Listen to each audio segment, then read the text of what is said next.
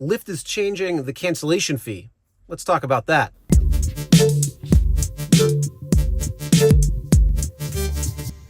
Hey everyone, my name is Chris and welcome to the RideShare Guy. And that's right, Lyft is changing the cancellation fee when it comes to you going and picking up a passenger and them canceling on you. So let me ask you, how annoying is it when you accept a ride and you start driving there or actually get there, all of a sudden have the passenger cancel and you get nothing for it?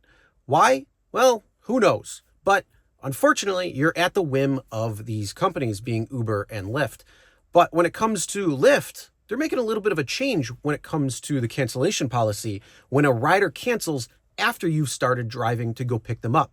That's right. They are now going to give you a cancellation fee after only 1 minute if you have been driving towards the passenger to go pick them up.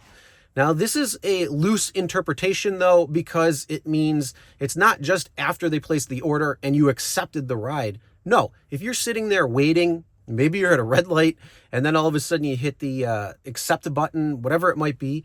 It's going to take a full minute if you start driving to the passenger before they're actually going to give you that cancellation fee. But this is a huge significant change to what it used to be before.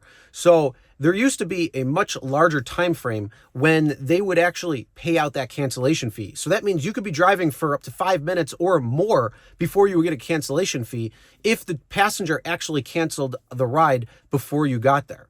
So this is actually a huge significant change because it's only 1 minute when you are starting to drive towards the passenger.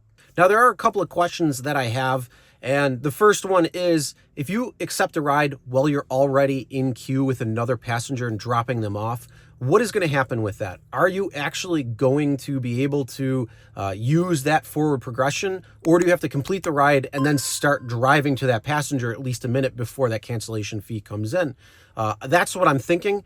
I'm also thinking that if you're stuck at a red light, if you are not moving, if you are parked, or if you are, say, in your house waiting for a ride to come in, it's going to take you a full minute of moving before you would get that cancellation fee. So if they order and cancel it right away, it's no fault.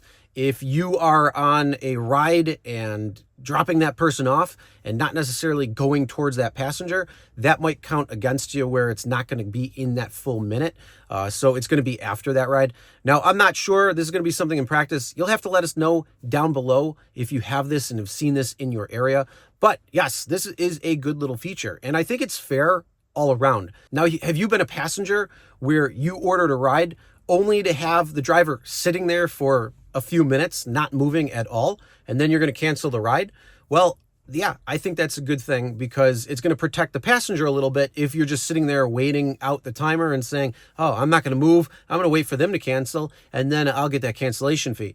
No, that's some shady shit. You shouldn't be doing that. What you should be doing is actually going towards the passenger, picking them up. So if you have a full minute of driving towards that passenger trying to pick them up and then they cancel, hey, I think that's a perfect opportunity because, yeah, you already made that forward progression there. You already made the effort to go there and you are on your way. So it's telling the systems you're on the way. It's telling the passenger you're on the way. And if they still continue to cancel, yeah, well, then I think that you should be compensated for it because if your wheels are moving, you should be getting paid. So that's my thoughts on it. But I want to know, what are your thoughts? Comment below and let us know. Now, speaking of driving towards the passenger, when it comes to waiting for a ride, are you driving around aimlessly or are you parked waiting for the ride to come in?